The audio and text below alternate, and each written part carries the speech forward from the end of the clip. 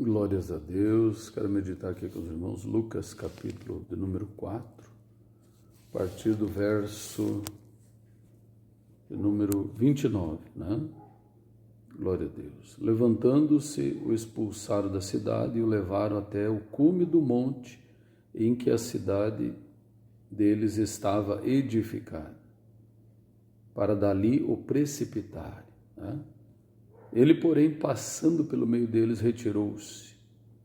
Então, essa passagem aqui, Lucas capítulo 4, retrata quando o Senhor Jesus entrou numa sinagoga, né?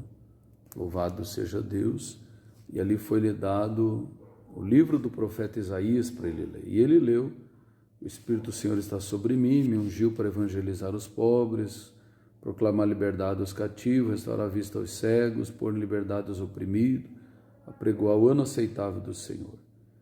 E depois ele disse: hoje se cumpriu a escritura que acabais de ouvir, né?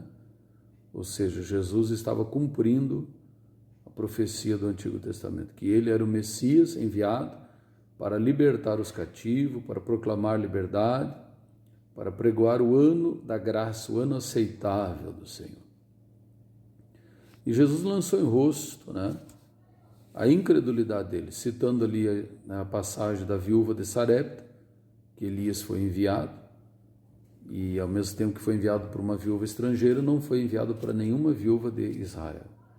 Citou também o caso de Naamã, o sírio, que foi curado segundo a palavra do profeta Eliseu, enquanto que muitos leprosos de Israel não foram curados. Ou seja, o Senhor Jesus estava expondo ali, lançando em rosto, né, a incredulidade do povo de Israel, a dureza de coração. Nós sabemos que Deus, né, ele tem poder, mas tudo tem um motivo, uma justificativa, né? Quando a Bíblia diz que Deus endureceu o coração de Faraó 10 vezes, com as 10 pragas ali, ao ponto de Faraó ser quase, né, o seu exército exterminado, mas tem um motivo: Faraó era adorado como um deus ali no Egito, né? E também a passagem que Deus pergunta, né, quem irá por nós? A quem enviaremos? E Isaías diz: envia-me a mim, Senhor. Né? E Deus diz: vai, profetiza a esse povo, endurece-lhes o coração, para que ouvindo não creiam, né? E Isaías foi e profetizou, e o povo de Israel permanece com o coração endurecido até o dia de hoje.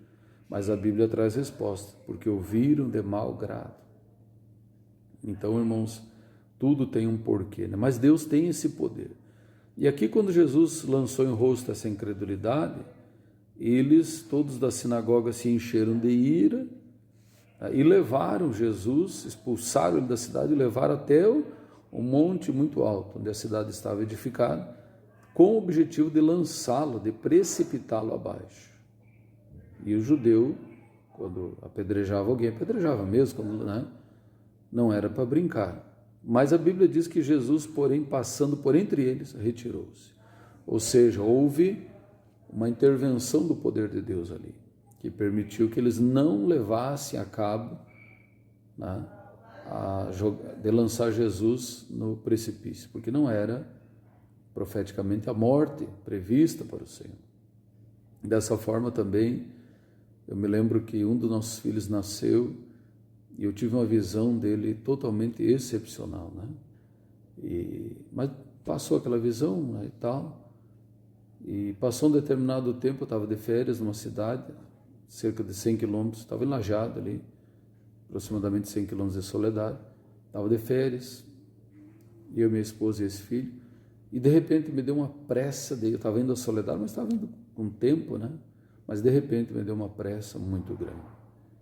E eu chamei minha esposa, embarcamos no carro e eu fui muito apressadamente. Chegando em Soledade, a minha mãe, que já descansa no Senhor, disse: nem senta, né, que tem um irmão que eu quero que tu conheça, quero que ele ore por vocês.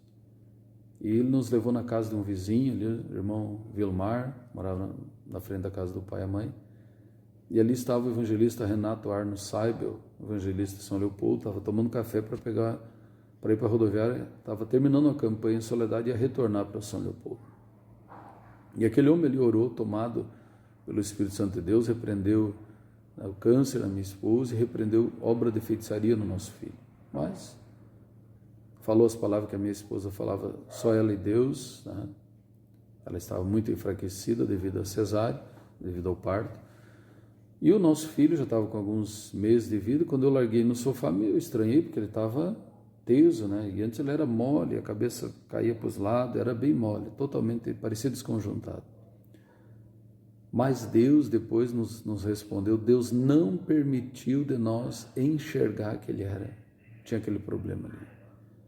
As duas vós, minha mãe e a mãe da minha esposa, perceberam, pegavam ele no colo e choravam, mas não falavam nada para nós. E o Senhor Deus não deixou nós enxergar aquele problema de saúde dele, tão grave, tão sério. Por quê? Porque nós não iríamos suportar, nem eu, nem minha esposa. Somente quando ele foi curado, ficou teso, ficou retesado, ficou normal, é que Deus permitiu, abriu os nossos olhos para nós poder ver. Então Deus tem esse poder, irmão, de abrir os olhos. Por isso busque a Deus, clame a Ele com toda a força da tua alma.